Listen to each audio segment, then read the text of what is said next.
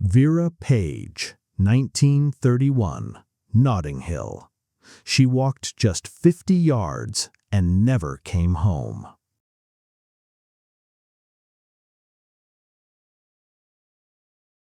Some cases haunt a city because of where they happen. Not in a remote field, not on a lonely road, not in a place where danger seems obvious, but in the middle of ordinary streets, between family homes, shop windows, and familiar doors.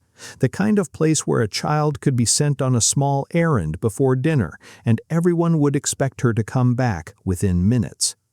That is what makes the case of Vera Page so unsettling. On December 14, 1931, in Notting Hill, West London, a 10-year-old schoolgirl left home to collect 2 swimming certificates from her aunt. There was no known evidence that she planned to run away, meet anyone in secret, or stay out late. It was supposed to be a simple walk along Blenheim Crescent. By the end of that evening, her parents were searching the neighborhood. By the next morning, police and local residents were looking for a missing child. And 2 days after she vanished, Vera was found dead about a mile from home. The investigation would soon focus on details that seemed almost too specific to ignore. Coal dust, candle wax, a red beret, a red topcloth, and an ammonia-stained finger bandage. A local man became the prime suspect. He knew Vera. He had a connection to her house. He had an injured finger. But suspicion, no matter how strong, was not enough to close the case. Nearly a century later, Vera Page's murder remains officially unsolved. Vera Isabel Minnie Page was born on April 13, 1921, in Hammersmith, London. She was the only child of Charles and Isabel Page. The family was working class. Charles worked as a painter for the Great Western Railway, while Isabel kept the home. Vera was described as shy, popular, and well-behaved, a girl who was not known for wandering off with strangers. By 1931, the Page family lived at 22 Blenheim Crescent in Notting Hill. Their home was not a private house in the modern sense. They occupied rooms on the ground floor and basement of a 3-story property that was shared with others. On the upper floors lived Arthur and Annie Rush, a middle-aged couple who had been there for around 20 years. Their adult son, Percy Orlando Rush, no longer lived in the building, but he visited his parents regularly and still had a key. Notting Hill in the early 1930s was not the polished neighborhood many people picture today. Large houses had been divided into separate living spaces, and families often lived close together under one roof. A neighbor, a lodger, or a relative could be part of everyday life without seeming unusual. In a place like that, people knew one another's routines. They knew who came and went.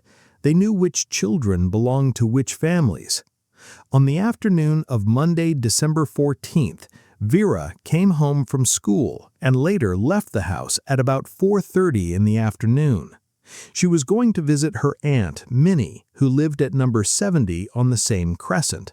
Vera had left 2 swimming certificates there the previous day and wanted to collect them. The distance was only about 50 yards, a journey so familiar that no one would have had reason to fear it. Vera reached her aunt's home safely. Minnie later confirmed that the child collected the certificates and left at about 4:45. She was expected to return home for her evening meal. But as time passed, Vera did not appear at the door. At about 5:30, Charles Page went to his sister's house to ask whether Vera was still there. That was when he learned she had already left. At first, there were ordinary explanations. A child could stop to look into a shop window. She could meet a friend. She could be delayed by a conversation. Charles went to the homes of relatives and friends, hoping Vera had simply forgotten the time, but no one had her. The evening continued, and the small concern inside the Page household became fear. Charles and Isabel, helped by friends and neighbors, searched the streets around Blenheim Crescent. By 9:25 that night, Charles went to Notting Hill Police Station and reported his daughter missing. Investigators later reconstructed the last known part of Vera's route. Sometime between 5 and 6 in the evening, she was seen by a school friend outside a chemist at the junction of Blenheim Crescent and Portobello Road. Vera was looking at soap dominoes displayed in the shop window. She reportedly said she wanted to buy them as a Christmas gift for her parents. She was carrying an envelope believed to contain the swimming certificates she had just collected. Then the friend left. That was the last confirmed sighting of Vera alive. There was one later account of a person who believed he may have seen a girl matching Vera's description around 8:45 that night, walking along Montpelier Road toward Lansdowne Crescent. He described her clothing and said the girl was swinging a red beret in her hand, but investigators could not establish it as a verified sighting. The confirmed trail ended at the chemist's window, with Vera still close to home. The next day, Vera's description was circulated among local police. By the evening of December 15th, the press had been told of the disappearance. In the neighborhood, the case would have already felt urgent. A 10-year-old child had vanished in a crowded part of London after a brief family errand. She had not disappeared on a long journey. She had not boarded a train. She had been seen near streets she knew. On the morning of December 16th, a milkman named Joseph Smith was making deliveries on Addison Road in Kensington, near Holland Park. In the front garden of number 89, he noticed something in the shrubbery. It was the body of a child, lying on her right side, partly covered by the lapel of her coat. Smith later said she looked as though she were asleep beneath the bushes, except for the color of her face. The child was Vera Page. The location was about a mile from her home. The killer had made only a crude attempt to hide her, and the body may have been placed there in haste. But the condition of Vera's clothing raised another question. Heavy rain had fallen the previous day, yet her clothes had absorbed very little moisture except where they touched the ground. A resident of the house said she had left home that morning and seen nothing in the garden. The milkman also said Vera had not been there during an earlier delivery. Investigators believed her body could not have been in that spot for long. That meant Vera had been somewhere else during the missing hours. Sir Bernard Spilsbury, one of Britain's best-known pathologists at the time, examined Vera's body. He concluded that she had been sexually assaulted and manually strangled shortly after the last confirmed sighting. A mark on her neck appeared to have been caused by a ligature, though Spilsbury believed that mark had occurred after death.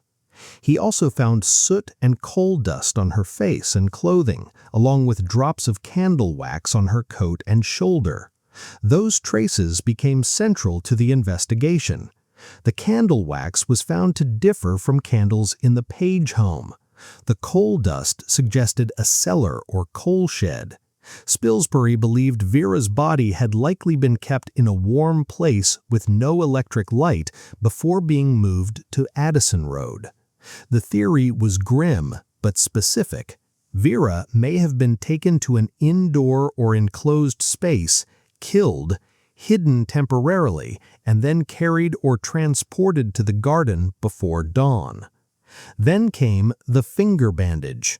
A worn section of bandage, stained with ammonia, was found lodged near Vera's right arm. Investigators believed it may have slipped from the killer's hand while he moved her body.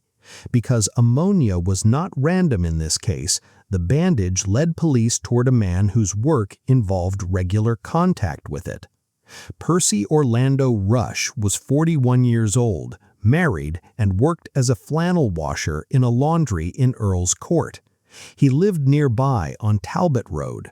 His parents, Arthur and Annie Rush, lived above the Page family at 22 Blenheim Crescent. Percy had lived at that address until 1925 and continued to visit. He admitted he knew Vera and described her as a nice little girl, though he claimed he had not seen her for about 3 weeks before she disappeared. Rush had injured the little finger of his left hand less than a week before the murder. At work, he wore a homemade bandage to protect the wound from ammoniated water.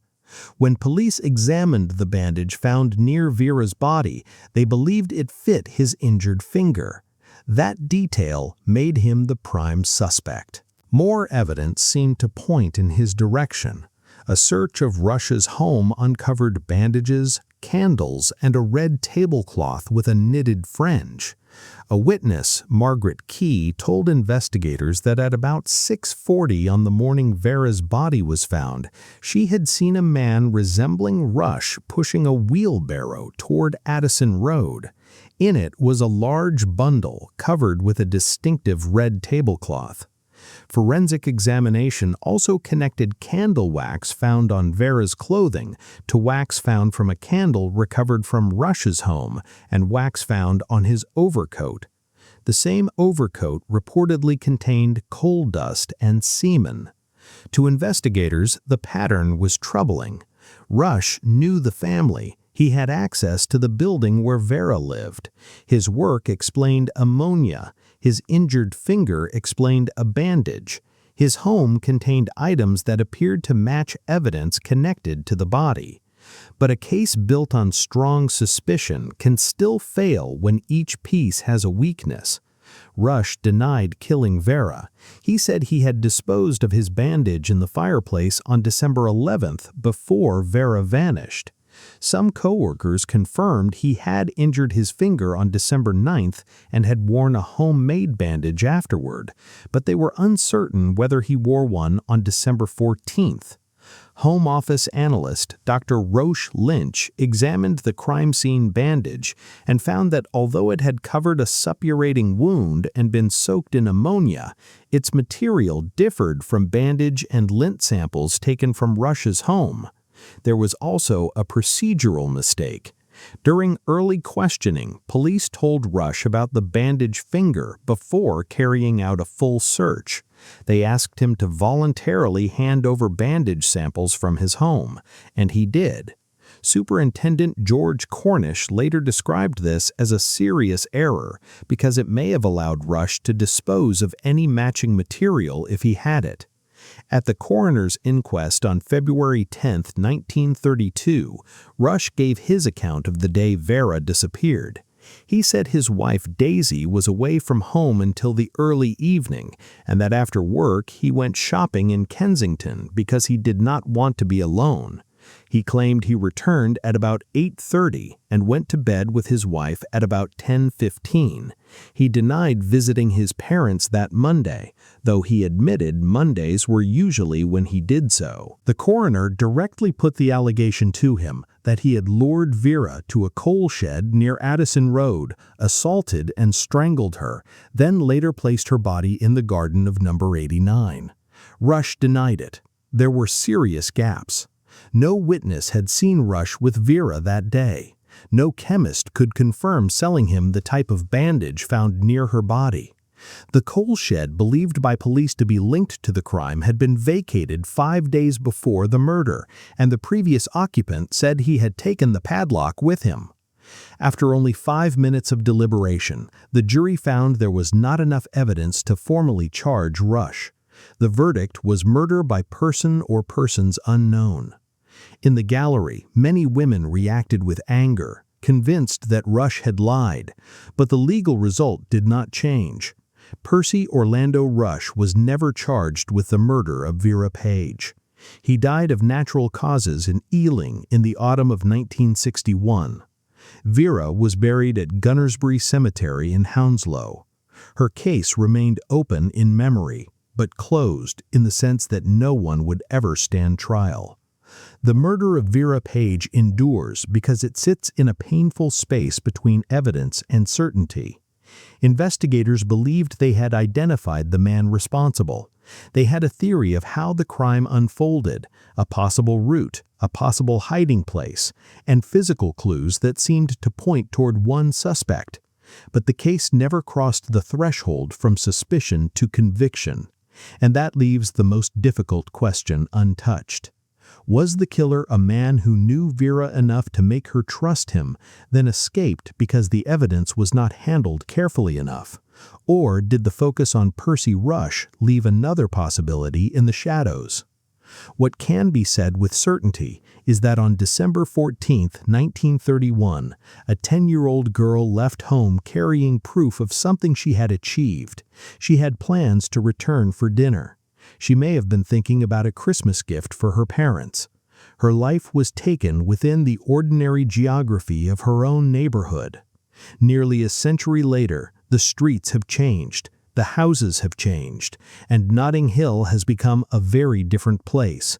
But Vera Page's name remains tied to a question that was never answered in court. Who killed the child from Blenheim Crescent?